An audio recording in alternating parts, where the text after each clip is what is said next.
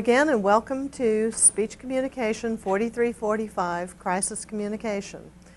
In our last class, we had with us the chaplain from MD Anderson Hospital, Virgil Fry, and we were continuing the unit on personal loss, death, dying, bereavement, those topics.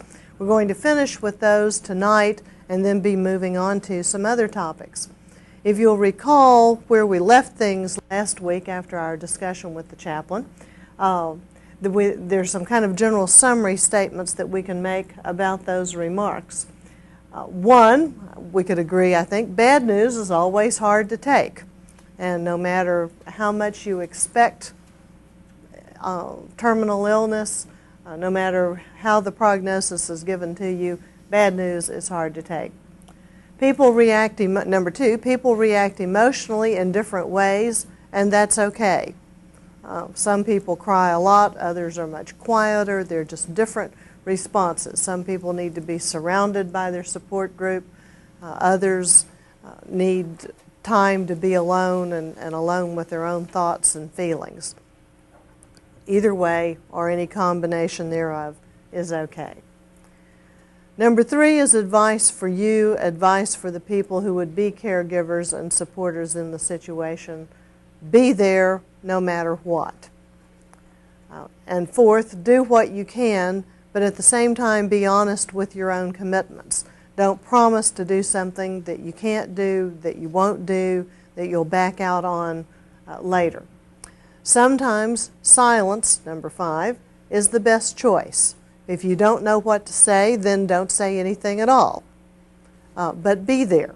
So combining number three with number five. Make those hospital visits, make those house calls, whatever the contact needs to be with the person. But sometimes just a hug, a reassuring touch, your presence is the most valuable thing that you can give. 6, nobody likes hospitals. Now, there are some people who draw personal reward from the work that they do there. Makes them feel good to be a volunteer. It's satisfying to be a successful surgeon or nurse. But by and large, nobody enjoys being in the hospital, and particularly being a patient or being part of the support system for the patient is generally a very unpleasant thing. So if you're having negative reactions to that, don't be surprised, and certainly don't feel guilty about it. Number 7 is a really important one, which Dr. Fry talked about. Don't take control from the patient or the family. Remember that he told us don't go in rearranging the room, moving the flowers, adjusting the shades, doing things the way you think that they need to be done. Leave that choice to the patient and or the patient's family as is appropriate. You may want to ask, would you like to have the blinds closed to cut down on glare or something, but don't take the control away. Number 8, all patients are still people. Even if the person seems to be unconscious, or if you know that the individual's in a coma, still make the assumption that they can hear and understand what you are saying to them. Hold their hand, talk to them, communicate as you would if they were conscious. Don't treat them like a piece of woodwork. Even if they're conscious, don't talk past them like they're a piece of furniture or something. Number 9, touch aids healing. We just know that whether it's infants or elderly or any of us in between, hugs and reassuring touches are an important part of the healing process. And 10, to the best of our knowledge, death is never easy. Now, there may be some people who go out in the night in their sleep, and maybe that's easy, we don't know. But certainly for those of us that are present with people who are conscious before that final transition, it's not easy. Dealing with the thoughts of your own death are normally not easy, no matter how well adjusted and secure and existentially sound you are and everything. And so these are some of the thoughts that we were closing with last week. I brought an article along. I'm not going to read the whole thing to you, but we had so much to cover last week that one of the things I did not mention is that there's a magazine called Bereavement Magazine, and it's written by people who are concerned about those who are in the bereavement process. And it's only been out of, I don't know, maybe 5, 7 years. I think this article is from May of 1990, and it's one of the earlier issues, as I recall. But this particular one is called On Foreign Soil. And the point that it makes in painful detail refers to the complications that people have when you die out of the United States. Well, not when you die, but when the person with you dies, when you're the responsible party. And in this case, the woman was traveling with her husband in Bulgaria back in the mid-'80s, and he went into cardiac arrest, was in intensive care for a while, eventually died. And the problems associated with getting a deceased person out of a foreign country, particularly one that doesn't have as open a policy with the United States as some do. The problems of dealing with a person in a hospital in a country where you do not speak the language. The husband was the fluent one in the language, and the wife had minimal conversational skills. And it's a very sad story of the chaos that ensued. It took 9 days before the body was finally returned to Chicago's O'Hare Airport, and then Customs didn't want to let things proceed because they couldn't figure out what the proper protocol was for bringing a body back into the country. And there's a cute little caption in the box here that I know you can't read from there, but it says, if the family in exasperation finally said, if somebody dropped a bomb in this airport, who would you call? And someone named the official, and so the family said, then get him on the phone. And through that kind of an approach, they eventually got high enough up the system pecking order that they got someone with some authority to get this done. But it's just to say, we think we have problems dealing with things in this country, and with advanced preparations and thoughts and so forth, but it never hurts when you're traveling abroad to keep the worst possible scenarios, at least in the back of your mind. Don't ruin your trip, but just give a little bit of thought to what can happen if things go wrong. What happens if you become seriously ill abroad and need to get back into the United States? And usually you can get pretty fast air ticket transfer, but I've known of a couple of people who've become very seriously ill and had to return to the States immediately. But particularly if there's a death, there's a problem. Okay, we talked 2 weeks ago about causes of death, and we're just going to kind of recap on some of this to be sure that you have some of these things.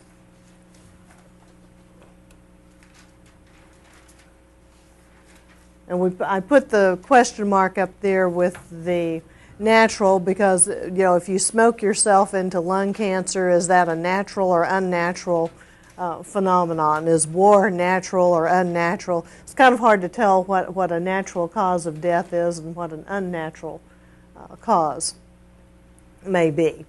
Although you sometimes see, the individual died of natural causes and so forth. But people die because of disease-related incidents. Suicide, we spent a unit on.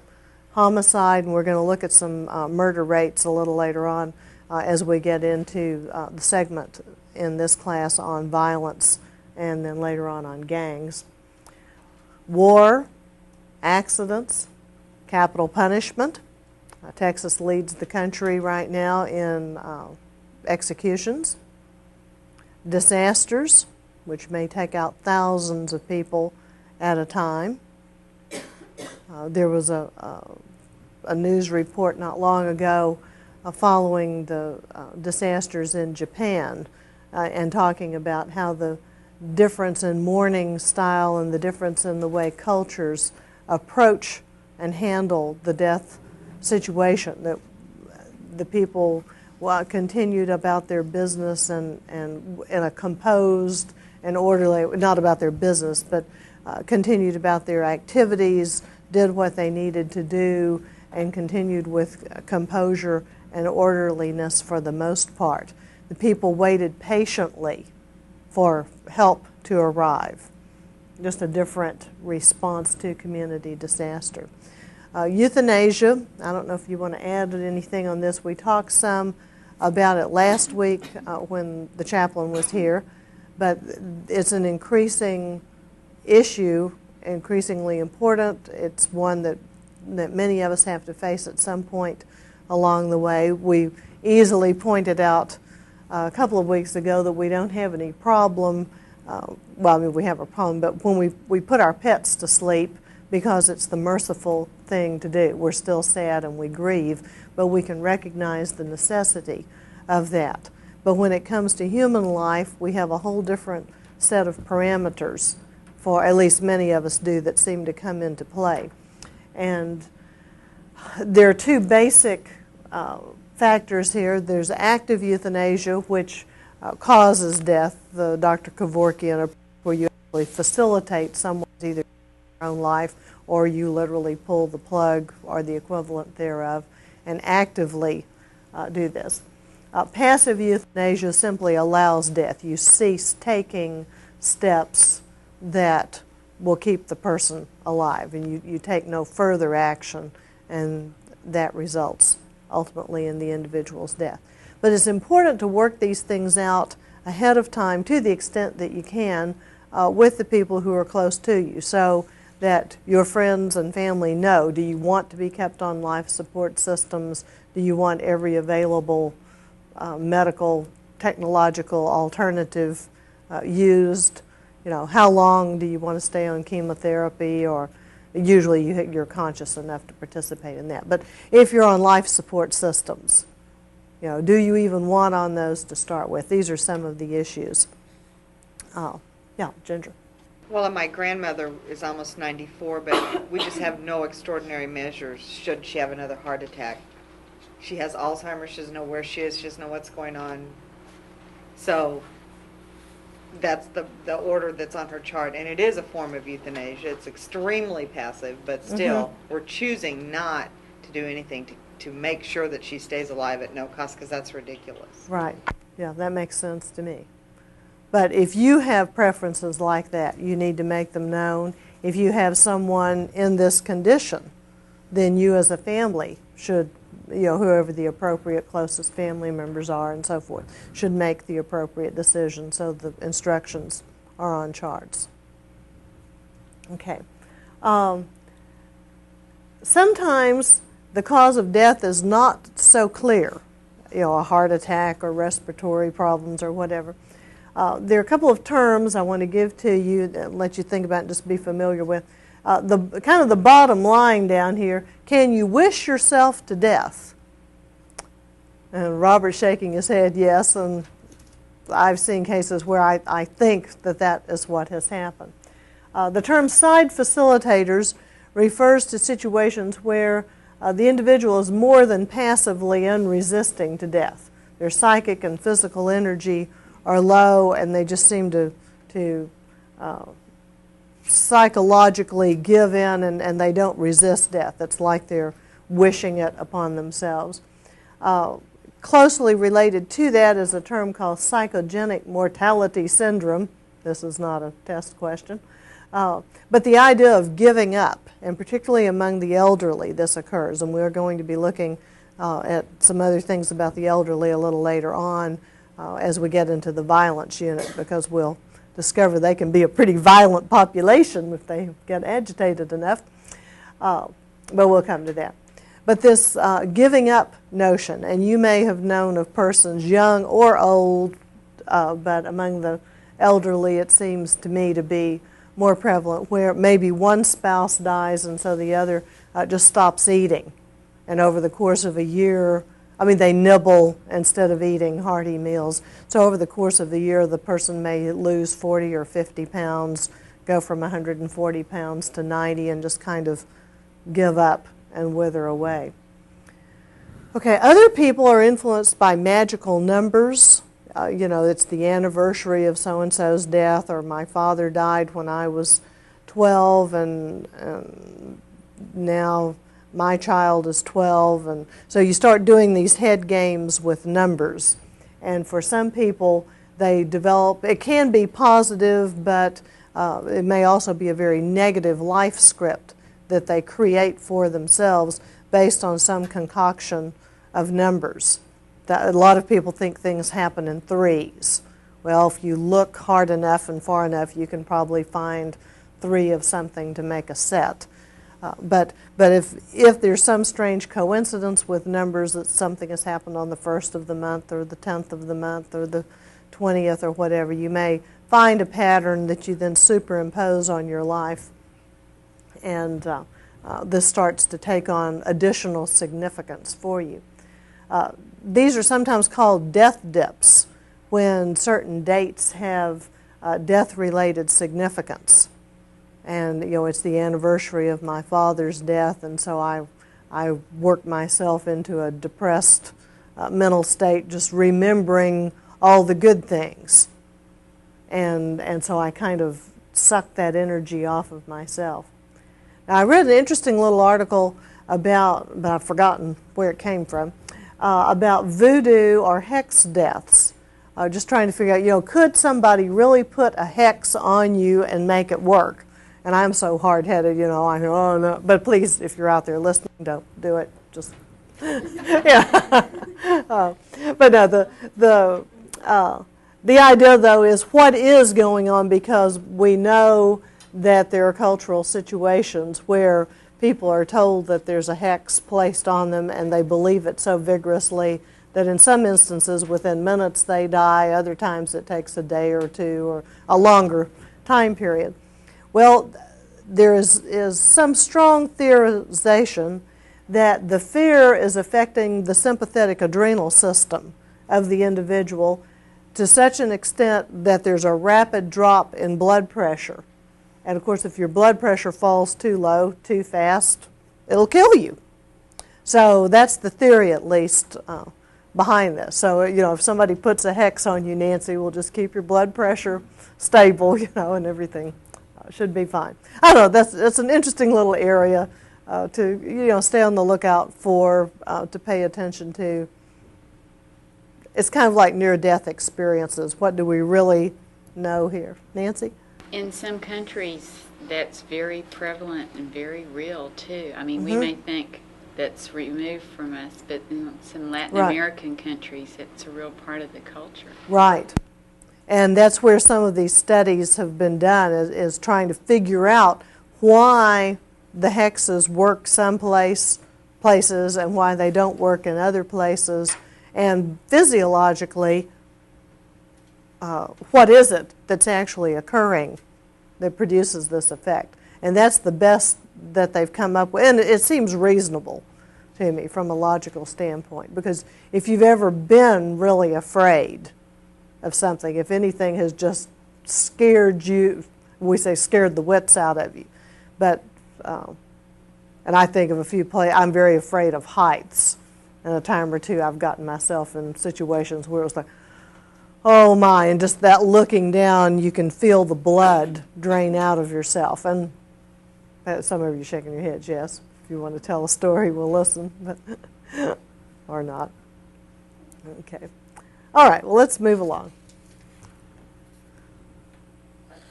Yeah. Getting back to what I was saying earlier about or what I was nodding my head to earlier was the people who just give up. There have been cases where prisoners of war have been taken in by the enemy, and they've been put in like a solitary confinement.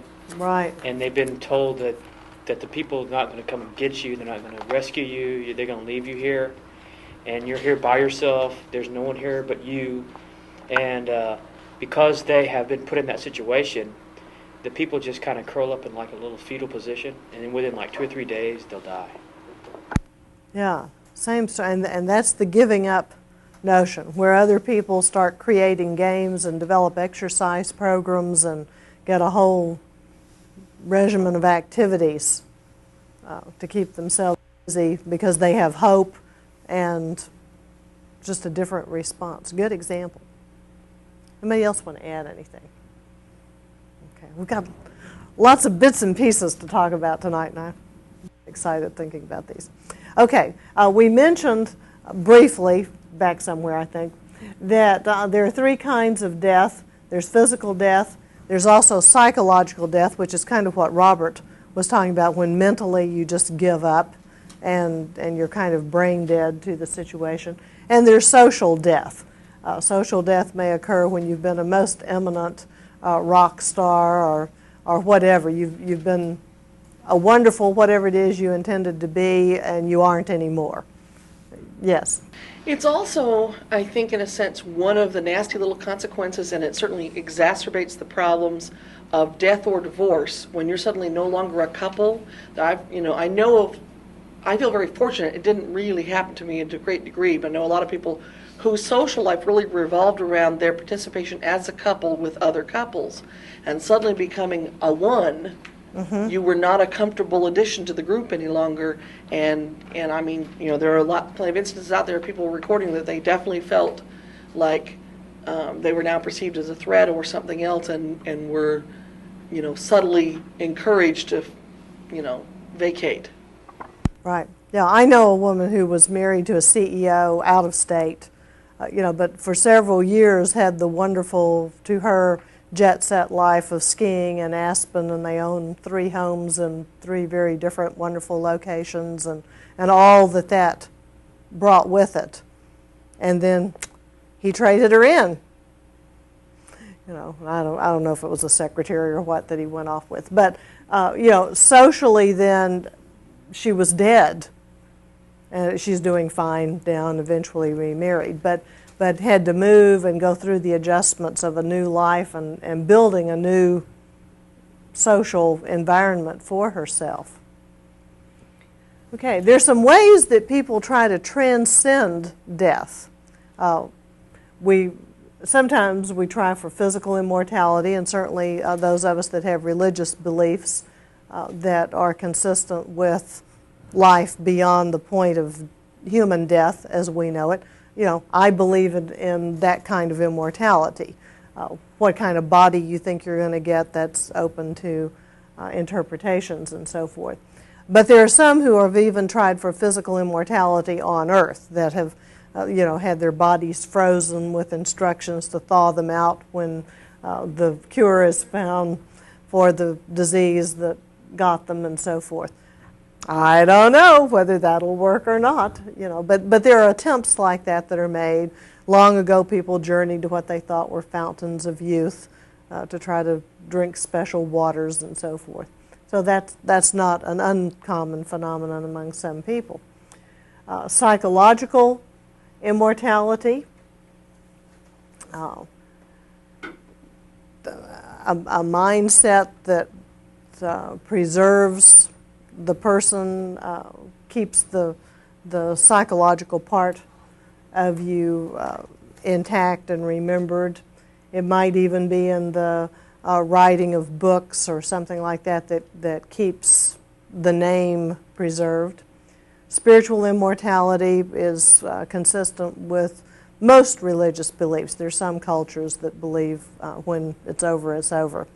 But that's another area. Social immortality, legal, economic, whether you want to make it in the Guinness Book of Records as the greatest social hostess of all times, or if you need the greatest marker on the grave in the cemetery that was ever located, if you need buildings named after you.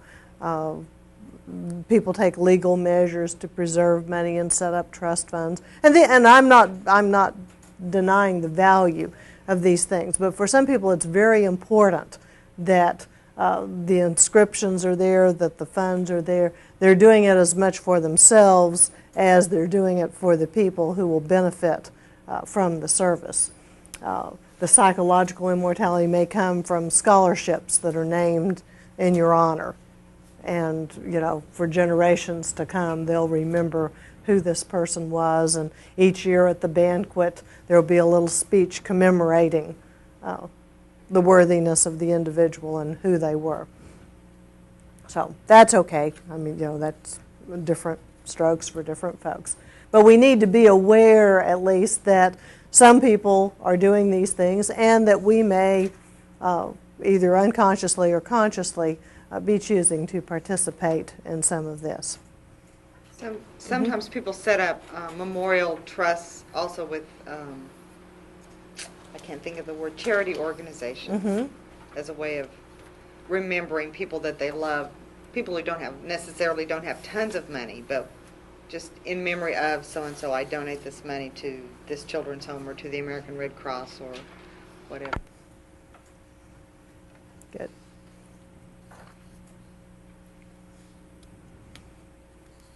Okay.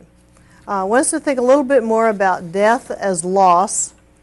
This is something we touched on before. But there are a number of things that you lose when you die, or that you realize that you're going to lose as soon as you learn that you are terminally ill. And we were a little bit rushed with this in the last class, and I think it's important to become aware of it so that you know if people are grieving these things in advance, that this is natural. And if you someday find this in yourself, you may be able to say, okay, this is a normal kind of phenomenon. But one of the things, we're not sure, when we die, even if we believe spiritually that we're going to continue, we're not sure we'll experience things beyond the point of death the way we experience them now. And while we hope it will be better, it's probably going to be very different, and that's scary. Even though we want to believe that it's better. Almost every religious flavor person that I've talked to, believes that they're going to continue in some form. But it's kind of like the bird in the hand is worth, how's that go? Two in the bush. I lost my metaphor there. But holding on to the known rather than dealing with the unknown is often important, even though the known, which may be a very painful terminal illness, may not be the greatest of circumstances. At least you know what you're dealing with. Okay, you lose people, and whether you're the one that's dying or either way you look at it, whether someone else is dying and you're about to lose them, or if you're the person about to die, for at least the time being, you're going to lose those people around you. And that's painful. Well, in most cases. There's some of the people, I'm ready to get out of here. I've been putting up with you for 50 years, I'm done. But anyway, that may be part of the problem. There's a loss of control and competence. Whatever's happening at that point of death is beyond our control, at least in large part. Depends on your religion whether you have any influence in that. But the time and place of death and so forth is very often out of your control, particularly if it's it's not suicide. It's something that's following a normal track. It may be very frustrating for some people. Number 4, the loss of the capacity to complete projects and plans. You get diagnosed with terminal illness and realize that these things you intended to do, you're just not going to have enough time to get all of that done now. Nancy? I think in the movie Terms of Endearment, I'll just never forget the scene where the mother wasn't able to do the mothering that she wanted to do. Yeah, and you get into this thing of I'll never see these people grow, I'll never see these things happen. And I mean, you can get yourself depressed in a hurry trying to cope with that. Okay, loss of things, and even if things aren't very important to you, there's some of them that will impact it, that you'll just miss. And once you go into the hospital, things that are at home, you miss. There's just stuff that you don't have anymore, and that's part of the problem. We've talked about that some already with people who've had robberies or had families give things away. One thing you can add to your personal loss list, or just kind of make a little footnote, we talked about the kinds of things a couple of weeks back that people lose and they grieve about. And one I had forgotten, I never fully appreciated, is plants. Now some of you get a little depressed if your African violet dies, and that's one thing. But my daughter works at a nursery, and I may get choked up on this one, but a lady came in the other day and her hedges that were more than 20 years old that her husband planted before he went to Vietnam are dying of some kind of root fungus. And she probably waited too late to come in. And we're talking a large yard with several hundred feet of this wonderful hedge, and she's probably going to lose it, because it's beyond the point of fixing. And yet that has the same symbolism for her that some of the other artifacts and things that we've talked about. In my case, it's antique dishes from Grandma's house in England, the day somebody finally, when one of the grandkids finally breaks one of those, it'll be a sad moment. We'll see whether or not the Bondini can put it back together. But they're just different things that are special to people. And while I miss a rose bush for a while when it kicks off, we plant another one and go on. But these hedges were very, very important to this woman, and they have a great deal of symbolism tied up in them. Okay, we lose our body. Hopefully we get a new, better one, but, who knows? And then loss of whatever dreams you may have had, just things that you'd hoped to do, planned to do, and you just have to give up on some of those dreams. If you're being positive about this and viewing your crises as opportunities, then you may get some new dreams and some new plans and so forth. But nevertheless, there's some things that you lose. Okay, just kind of recapping too, we talked about how people learn that they're dying. And sometimes you get it directly from a health professional. Other times you get it indirectly. You hear people whispering in the hall, overhear bits and pieces of the discussion of a chart, medical chart, whatever. Changes in the behavior of other people. They start treating you differently, acting differently toward you. Changes in medical care procedures. They discontinue medication that you've been getting because they've given up on its working, or they suddenly take more drastic measures than they had before that alerts you that, they come in and say, hey, we think it'll be a good idea if we put you on a respirator for a little while. Oh, yeah? Yeah, and we're going to give you a couple of pints of blood, too, just to kind of boost your energy level up. Oh, dear. And sometimes self-diagnosis. Most people who have a disease set about to find out as much about that as they possibly can. And I guess that's good. Except, you need to be sure you're getting full and complete information, you're getting accurate information. The old adage about a little knowledge is a dangerous thing. If you think you know more than you do, you may be really confusing yourself and creating a problem. But anyway, a lot of people are very familiar with their own diseases. Cancer patients especially, leukemia patients, know how to chart those white counts, and they know what things mean, and as test results are reported, they know what that means. One patient I knew, they were charting the white count on a chart on the wall, watching it go up and down. And part of the time she would go into the 12th floor isolation, and they'd do a bone marrow transplant, and count would improve, and but they were tracking it like that, and they knew exactly what it meant, and they knew where the danger level was, and those kinds of things. So, okay, some things we did not talk about specifically last time. This comes out of the Kalish book called Death, Grief, and Caring Relationships, published by the Brooks Cole Company. It's an old 1985 book. It's probably out of print by now. It's got some good bits and pieces in it, and that's where I've abstracted a few things for you.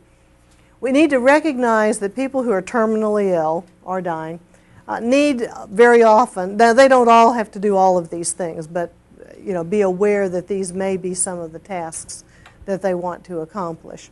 They need to complete unfinished business. This may involve resolving arguments. Sometimes brothers or sisters have feuds that last 10, 15, 20 years. And it's not until one of them realizes that they're terminally ill that they're willing to get the other person in and work this out.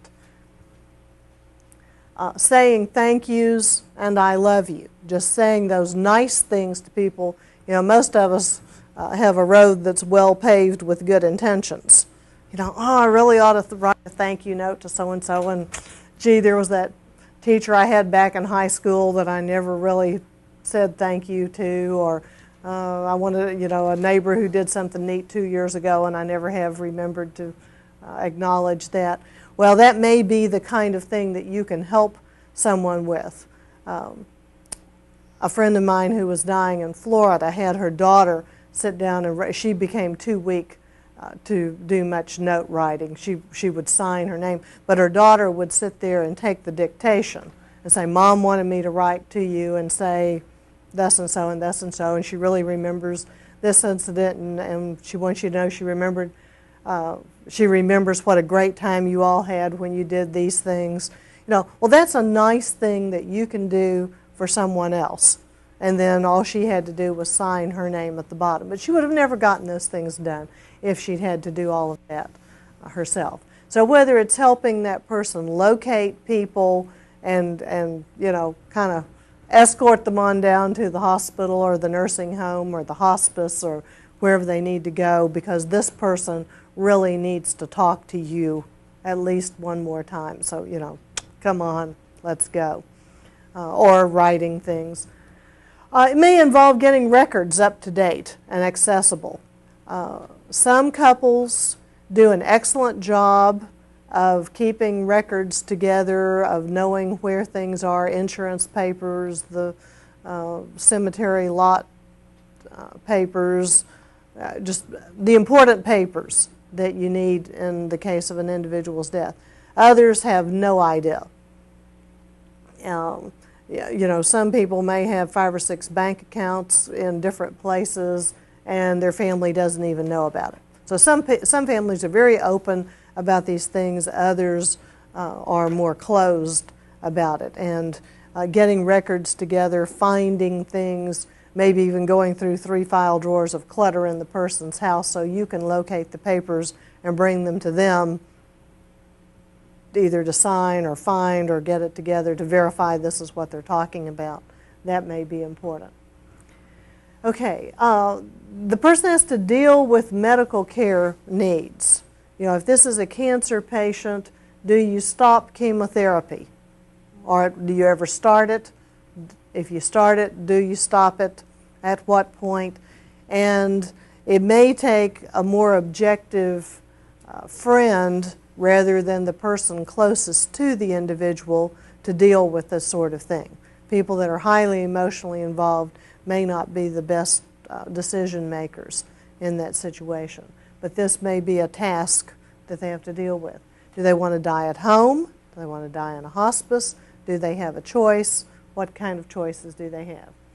Some people opt for number 3, to continue a lifestyle that will cause them to die sooner, but it's more satisfying. They would rather, drink themselves under the table every night, smoke 5 packs of cigarettes a day, zoom 90 miles an hour in their car, whatever it is they do that for them gives life meaning and wonderfulness, and just say, I want to go out in a flash like a meteor and enjoy it right to the finish line and not gain a year or 2 by going through all these other painful kinds of things. Okay, Ginger had to deal with this not long ago in another group, but you have to allocate your time and energy resources. And the group she was in, I won't make you all do this tonight, but because it got kind of touchy for some of the people in the group. I just posed the question, if you had 6 months to live, what kind of choices would you make? Well, the group she was in, they drew slips of paper, and some people, one person got 1 hour, somebody else got 1 week, someone else had a year. The times were all different. And if you don't have to answer this now, but just kind of reflect as you drive home tonight and need something cheerful, or those of you in bed before you doze off. If you had 1 hour to live, they interrupt all these television broadcasts, and the great missile launch era of the century has occurred, and within an hour, the United States will now have blown itself off the map. Okay, we used to be able to blame that potential on Russia, but I don't know about that anymore. Okay, but for whatever reason, you got 1 hour left. You're stuck in a hole in the ground, whatever, well, if you're stuck there, you probably don't have many choices. But anyway, assuming you have some choices about what what would you do with 1 hour left? What would you do if you only had a week? What would you do with a month, a year? Just what kinds of changes would you make in the allocation of your time and resources? And if you had 6 months, would you start making funeral arrangements? Some of you could care less what kind of funeral you have. For other people, it's extremely important to get it. It's like a wedding ceremony. The music has to be right, the flowers have to be right, the people know what kind of casket they want, the whole bit.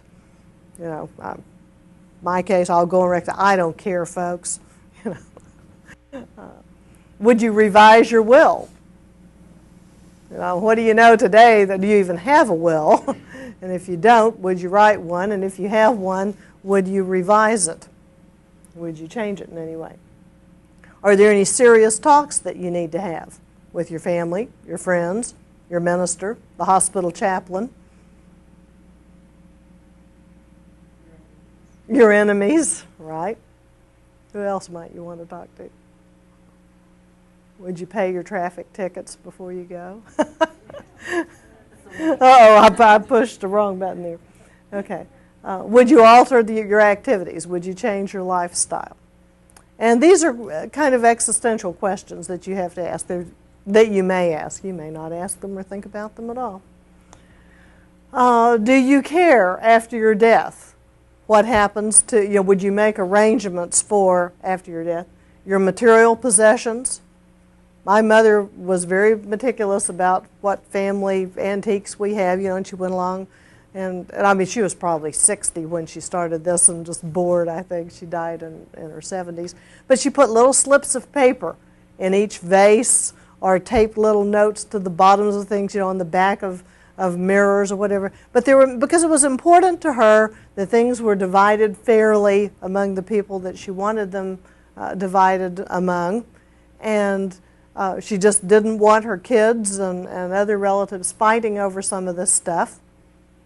Now, some families do a thing where there are 3 children, you draw 3 numbers, 1, 2, 3, and just take turns picking when it comes time to divvy up the family stuff. Other families have sold 90% of their stuff before they get old, and then their kids can't fight over it. Other families could care less whether their kids fight or not, and if that's what they want to do, fine. Edna. This is funny talking about this, but my grandmother has like 5 jewelry boxes. Junk jewelry, real jewelry, stuff I used to love to go through when I was a kid. And my grandfather always tells me, those are years, Mija, after Grandma dies. And she just gets so irate every time that he says that. She just gets so mad that, she has no choice in who those are going to, because I'm the oldest granddaughter. So she gets so mad that he won't let her give those to anyone but me. But she could write it all out in a will, and then he could be in serious trouble, or put them in safety deposit boxes and give these to the right people or something. Where there's a will, there's a way. And if these things are important to you, you better figure out how to deal with it while you can. Carol, well, I could see, I think my mother did some of that, some thinking, because she was trying to figure out who would appreciate these different things. Because, sometimes you look in your family and you realize this one kid is going to totally trash the thing, will not appreciate it, so that you would want to say, no, let's make sure this gets to somebody and it's going to survive to the next generation down. So I've seen some of that where, and I was real proud of my father when his mother passed away. And his father passed away much earlier. So when his mother passed away, that there really wasn't any fighting. From what I gathered, the brother and sister sat down and basically kind of said, okay, here's what's here, here's what I've bought and paid for. And so like my father owned the house my brother had been living in, and so he said, well, since I sort of have that as a share, I think he took less of some of the other things. And and as far as I could tell, there weren't any recriminations or anything else. Everyone was pretty even-tempered about the whole thing. Yeah. And my brother and I did some of that simply because I had older children, daughters, and he had younger children, boys, and it was sort of, if I take these nice things, the boys are likely to break them and tear them up. So just take this stuff to your house. And part of it is just knowing that the things are secure. It doesn't really matter whose house they're in as much as knowing that they're still in the family and you can go look at them sometime. Well, my great-grandmother died in July of '93, and she had 12 grandchildren, and they all lived in Kingsville or right around that area. We used to always meet at her house on Sundays when we lived back at that area. When she died, it took 6 months before anyone, brother, sister, relative of all, would ever step into her house. Nobody would step into her house after the day that she died. It took that long for them to actually even all decide to meet there. Nobody wanted to go singly. Nobody wanted to go alone. I don't know, out of respect for each other and my great-grandmother, but nobody would go in. And it took finally just, everybody just sitting down, we need to take care of this before they ever actually went in. Mm-hmm. Yeah. Notice the difference between garage sales and estate sales. I mean, some of you just see estate sale and think, oh boy, more stuff. And while that's true on the one hand, the odds are you've got people in pain dealing with that. And just pay attention to the folks that are there and what you say and how you react. We stopped at an estate sale a few days ago, and the woman was proudly selling her mother's 1951 Mixmaster, which was in great condition, because her mother took good care of everything. Well, we didn't need a 1951 mixer. But it was in really good condition. Yeah, and if you were a collector of mixers, that would have been something. But we asked her, are you handling this okay? And she said, yeah, but I haven't gotten into the personal stuff yet. So that was an interesting way to handle. They were selling furniture and kitchen appliances and those things, and they had saved bedroom and family albums, and I'm not sure what all, but whatever personal meant to this lady, they hadn't dealt with that part yet. Okay, your children. That's one of the things I used to worry about when my three were little, because we didn't have many immediate relatives, and some of them who are deceased now, who were alive then, I would not have wanted to give my children to. They're nice people, but I'm not sure they had the parenting skills that I would have preferred. And I remember talking to a friend, this is nearly 20 years, well, probably 15 years ago, about whether or not she would take my children. Of course, she didn't really know and all, but still, if you have a backup plan, that makes you feel better. Your pets, we've already talked about funeral, and organ donation. Are you willing to give your body parts to save someone else, to help science, whatever? And it would be nice if your family knew that, so that the hospital doesn't come in to remove things and you've told your doctor but you haven't told your family. But she said we could have all these parts. As soon as we get through with the kidneys and the heart and a couple of lungs here, then, I don't know. Anyway, just be nice if you let the people around you know if you're planning to do those things. Okay, any questions so far? Okay, we need to spend a few minutes talking about children. There was a little reference to this last time, but we didn't get finished up. We kind of did a shotgun approach last week on a number of topics, and I thought it was very useful. and enlightening. But we talked a little bit about the fact that children die. We didn't talk very much about how you help a child deal with death. And while there's no really great way, I guess, to do that, there's some things that you can be aware of. These remarks are abstracted from a Good Housekeeping article that came out in July of 1991. And just this seemed like good advice.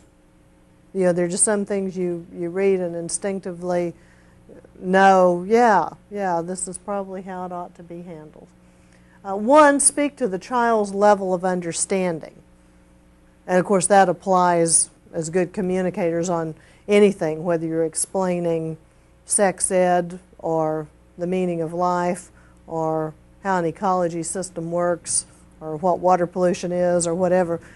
Very often we're tempted to give very sophisticated, complicated adult answers when something much simpler would work. According to this study, at age 6, death is usually seen as temporary and reversible. You know, cartoon characters are back the next week. Whoever dies on television is usually back in another show later on. It's just at age 6, death seems temporary and reversible. So before there is an important death in the family, if you can introduce the concept of death before it occurs with humans and close persons, this is good, via pets, via dead birds, whatever it may be. And we've talked about pet loss already and the grieving process and all, but this is it's still painful, but it's a useful way to provide that transition, to provide groundwork, a framework for the child to work with. Yeah, Robert. There are picture storybooks that people can pick up at the nearby library that deal with death, and it's geared toward the age level of the child, so that they can understand. Are you thinking of any in particular? Yeah, there was a story that we had to do in our reading class where it talked about young girls' father or mother or something had died, but they were Jewish, and it talked about how they went through all the ceremonies of. Well, it started out with the father sitting in a chair reading a story to the little girl. Mm-hmm. Then when he died, it showed all how everyone came into the house and everyone was crying and all that stuff, and the child didn't know what was going on. And it's kind of from a child's perspective. And then at the very end, it talks about the mother. The mother goes and consoles the child, tells the child that your father has died. He's not going to be coming back. That was one of the main things that they try to teach us. That even though the main thing is not to tell them like, well, they're passing on or they're going away. They're going on a journey. Yeah, or going on a journey. And then they never come back. Yeah. I don't want to go on a journey next summer. Yeah. So it's kind of confusing for the child. You must tell them the truth. And then it talks about that aspect, and then finally it talks about the very last part. It shows them, I think it shows the chair empty, but the child is outside playing with friends. It's like the child is seen being able to exist with the fact that the father's not there or something. It's got that kind of an ending. There's another little, now that I'm thinking about this, there's a great book called The Fall of Freddie the Leaf. And this is good for grown-ups as well as children. But it's about a little leaf, and I can't remember who wrote it. I'm sorry. Maybe it'll come to me. The little leaf is hanging on. It's autumn. All the leaves are blowing off, and Freddie doesn't want to turn loose. He's hanging on, and he hangs on and on and on, and he's the very last leaf on the tree. But eventually, because nature takes its course, he's forced to turn loose. And of course, he's terrified when he does, but when he turns loose and goes floating out, then he sees all the other leaves down below and gets a whole new perspective on the world. And when he lands with the leaves, well, then it's comfortable, and there are his friends, and they've been waiting for him. And it's a lot longer, but that's one that'll make a tearjerker too if I get into it. I've probably heard it 10 or 15 times. But it's a really fun show. Beautiful color pictures. Leo Buscaglia, is that how you pronounce his name? Buscaglia? Okay, I think that's who the author is. But anyway, it's a lovely book, The Fall of Freddie the Leaf, and that's applicable across age groups. We lost a very dear young family friend, a young man who was especially good with children, and my son was about 4 then, and it was really difficult for him, and he would just in the normal course of things talk about it in a way that helped me, because like it'd be raining and he'd ask me, how do you think he's doing outside when it's raining? Just all those kind of questions, about somebody being, actually in a cemetery and things like that we as adults kind of skim over, and hearing him work through his grief, it helped us. Yeah, good. Kara? And I guess I've got sort of a story of maybe a little less, unfortunately, maybe not quite as neatly resolved, because my son was 5 when and just about a little past his 5th birthday when his father passed away, and he had known that he was sick. It was really interesting because my husband had cancer, and in August we had gotten, the doctors had finally, and we thought things were getting better because they'd gotten some treatments and he was feeling better, and the doctor sat him down and said, we think we need to really square with you. We don't think we're going to get past this. We're not going to, So we got notified, but all through the summer and stuff, I'd be, my husband would go into the hospital and have some treatments and stuff, and I'd be going in to visit him, and I had a dear friend who had said, just drop him off. Well, I had a couple friends that I could count on that I could drop my son off at, and they're going to be cool. And one of them later told me that one day he was playing there, and he came in and just kind of sat down and just kind of went, sighed, and then kind of said, rather matter-of-factly, but looked at her and said, my dad's real sick, and he might die. And she said, he didn't seem to say much more, got up and ran off, but it's like he needed to tell somebody that he knew, because he and I hadn't really talked about it, because I realized he was sort of busy being a good soldier. And when the day I got the news, I told my son that his father had died, and he cried, and I thought, good, he's grieving right away, this is good, we're not going to hold it in. And he was appropriately, I thought, grieving and everything through the funeral and everything else. And I thought all this was okay, but that was in November, and not so much through kindergarten the rest of the year, but like that summer as he was playing with other friends, my friend was telling me he's really angry. He's got a lot of continuous anger. That it's just like it's always there, and any little thing, and boy, it's exploded. And it just took a long time to realize that he still had a lot of unresolved stuff. And I took him into a wonderful therapist that we knew from church, and she worked with him, and that helped a lot. He kind of said, "Mom, gosh, you ought to learn from her. She really knows how to let you talk and stuff," and that was really good. But she flat out told me, she said, "He's dealt with this as much as he can do now, but be prepared that farther down the line, he's going to have to kind of rework it, because he's dealt with this at a 5 and 6-year-old level. Come 10 or 12, there's going to be kind of have to be a new understanding of this or whatever." And so I think I've kind of seen that, but yeah, it's not.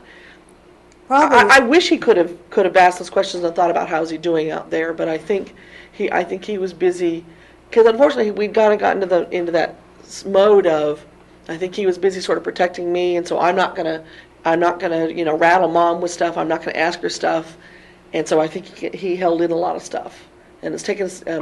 I think we got stuff out a year ago when we went and saw the movie My Life with Michael Keaton. That gave us a chance to really talk through, well, how was this like for Dad and everything else. So I think he's still processing that. Oh, sure, and probably at every point in his life that he needs his dad for something. Whether it's to show him how to fix a car engine, or to give him advice before he gets married, or whatever it may be, that old resentment will kick back in. Yeah. Even though he knows his dad didn't have a choice about it, he'll still be angry at life that it happened. In fact, I had an interesting discussion with him, because I had a girlfriend who got divorced within just a few months at the same time that my husband passed away, and she had a son virtually the same age. Their birthdays were within a month of each other. So he had this good buddy who, in a sense, lost his father too. And I talked about that because, and when Ben was younger, Ben did not agree with me. Ben later came to agree because for this other little boy, his parents get divorced, and the father basically chose to. I mean, had found someone else, was living with her, lived probably less than 25 miles from his son, and there were some occasions where he went as long as 3 years before coming to see him, and there were occasional phone calls and just almost no contact at all. And I was trying to tell my son once that I think that's worse for you. After all, your father didn't leave because he wanted to. He didn't, he couldn't stop that. Whereas it's got to be harder to know your father could come see you and is choosing not to. Mm-hmm. As I say, at 6, Ben was going, no way. At least he knows his father's alive. But I mean, the last few years he's kind of said, no, I think you may be right on that one. Yeah. Okay, well, let's see how some of this other advice fits and doesn't fit. Age 6 to 9, they tend to understand that death is final, but they still don't realize that it happens to everyone. It may have happened to Dad, but it's not going to happen to me. Or it happened to my dog, but it won't happen to my mother, or whatever. Okay, we've already said, somebody said provide honest information. Robert said that. Because being shut out may be worse than the death experience itself. And this was good, that your son at least perceived things were getting worse, had some clues as to what was going on. Okay, the third piece of advice is give the child the opportunity to participate in the event by visiting the dying person. Occasionally that's not possible, but to the extent that it is, that's good. Attending the funeral, and so that they don't resent these things later on. Sometimes parents think they're protecting the children by keeping them away, but it's all, the resources I've read say that it's almost like the person evaporates or is just snuffed out. But if they can see them in the hospital hooked up to an IV, if they can go to the funeral and be aware of these things, then it helps in owning what's taking place. Okay, you want to encourage the child to grieve in their own way. Some may go out to play. Some may continue for some period of time to talk about the person as if they're still alive. It may take much time for them to understand how the death fits into their lives. And I think that's what we've just been saying. That's just going to keep coming back and impacting from time to time in different places. Tend to signs of unhealthy grieving. And, it's an unfair burden to place on a tiny child to say, you're the man of the house now, or whatever the equivalent to a small female child would be. You're going to be mommy's full-time helper now. You just have to do all these things. You don't want to give them too much responsibility too fast and put a big burden on them. And that may result in bedwetting, nightmares, withdrawal, poor school performance, even adoption of mannerisms or speech patterns of the person who died.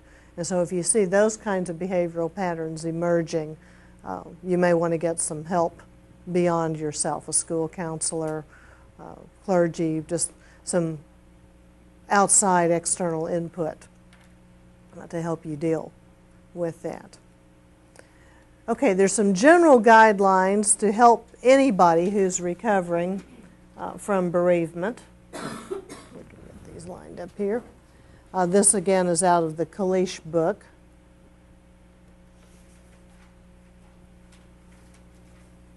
Okay, there we go. People who have a good relationship with the person who dies usually have better recovery. If this is, a parent you've been fighting with for 20 years or a sibling, or anyway, if it's a negative relationship, even though the person was close to you, that's harder to get past. Unexpected deaths lead to slower recovery.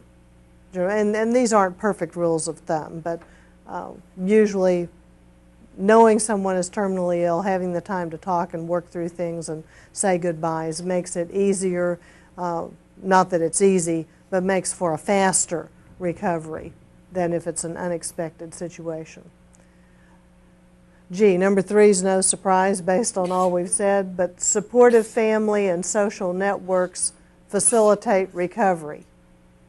You know, people just do better when they've got good, caring, loving, nurturing family and friends to take care of them. And that's part of what we're about here. Okay, if there are other major stressors present, recovery is slower.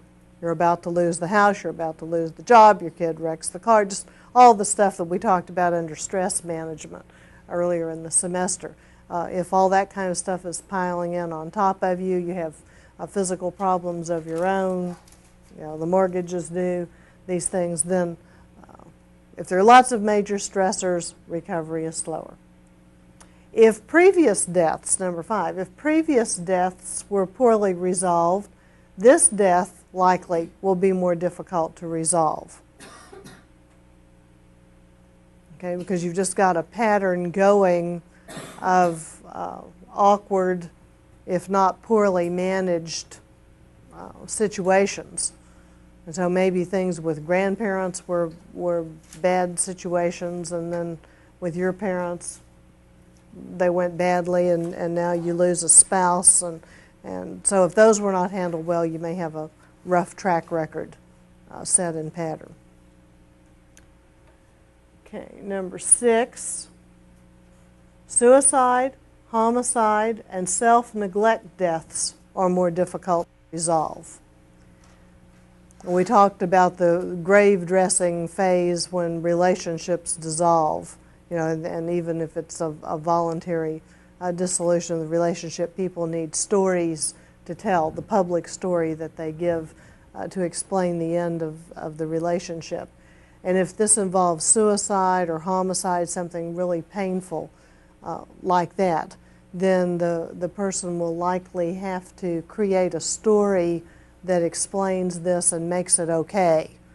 You know, and if it's your child who killed someone else, or maybe they killed another person and then killed themselves, the continuing family and friends may need to work through that in such a way so that they believe, you know, that the individual was attacked, that the murder was in self-defense, that they were provoked. Somehow all of this, the dissonance in the situation has to be worked through so that those who are left in the grieving process can work through it and find an acceptable explanation.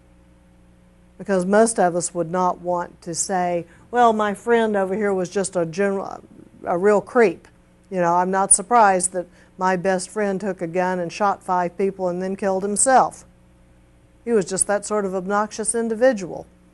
No, you know, if this is somebody that's close to me and special to me, then I need to have reasonable answers for why these things happened as they did. If the bereaved person is partially or totally responsible, recovery is more difficult. You know, if it's my drunk driving that kills my child or my friend or maims an individual, and so if I'm responsible in any way, it's going to be a lot harder to get past that than if I could say, well, you know, there was just nothing I could do. The person went storming out. They weren't mad at me. They were mad at someone else. If in whatever way I can absolve myself of the responsibility, the recovery will be easier for me. Okay, number 8, painful, prolonged deaths that cause the survivors to be stressed or impatient for the death create a more demanding grief process. You get in this funny bind when people are terminally ill for a year, 2, 3 years. It's just slow and painful and time-consuming, and their personal needs are such that you know, it's just a drain on. And we talked the first class of the semester about systems theory and how one part of the family impacts on the other, and the whole interrelatedness notion. And if there have been, very often it's daughters that end up having to be the caretakers for months, if not years. And you may reach a point that you feel like, you know, I can't live a life of my own. deep down inside, I wish this person would die. But then when they do die, then you're on a big guilt trip about that. And maybe you don't really want them to die, you just want to be free of the burden. And so those of you that are around people who are those almost full-time super primary caregivers need to be aware of what that's doing and not just go, oh great, I don't have a sister, but oh great, my sister moved in, she can take care of mom and dad, just let her do that for the next 10 or 12 years. You know, she may have a nervous breakdown, and she may have serious psychological problems that come out of this. But anyway, you need to know that there's that strange imbalance that occurs from missing the person and grieving because they're gone, and at the same time being relieved that you don't have to take care of them anymore, and feeling guilty because you feel relieved. You know, and it gets very complicated. Okay, distressful caregiving, number 9, for the dying will elicit unhealthy grieving in the survivor. It's kind of related to the same thing. If it's distressful taking care of this person, then it's a real frustrating grieving process because part of you is rejoicing that the burden is off of you and part of you is sad. Raise your hand up. I think that also goes when someone has a sickness like alcohol or drug effects and things like that. I mean, my mom has always been an alcoholic, and I've always taken care of her. And over the years, you know, which is why I get sick now and all this kind of weird stuff, but as she gets worse and worse and I see her put herself down and get herself more sick and more sick, it makes me feel even worse, you know, like, why am I, you know, I'm not doing anything for her, I can't help her, I can't. And I go through that struggle, you know, I want to get out, I need to get out, but at the same time I feel bad because I'm not doing enough to help her, and she's just hurting herself, so she's going to die sooner, you know.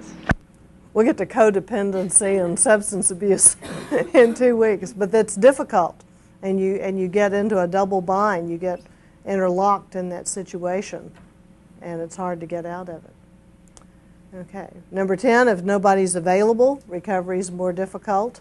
You just need those people around you, giving you hugs and being supportive and taking care of you. Number 11, postponing grief an unreasonable period of time is unhealthy. If you care enough about the person to grieve, then you need to go ahead and work through that process.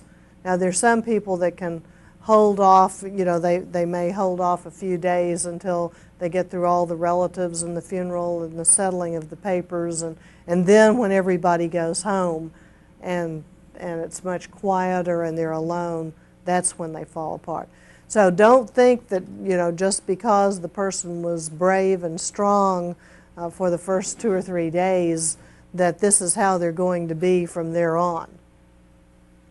And I remember my uncle wanting people to stay with him after my aunt died. They never had children, and you know, he said he had nieces who were able, other nieces who were older than I, who were able to stay with him, have dinner with him each night for months to come. And that was good, and that was an important part of his recovery process. Okay, so showing empathy, taking care of people, letting them know that everything is being done that can be, being supportive and being there are all important kinds of things.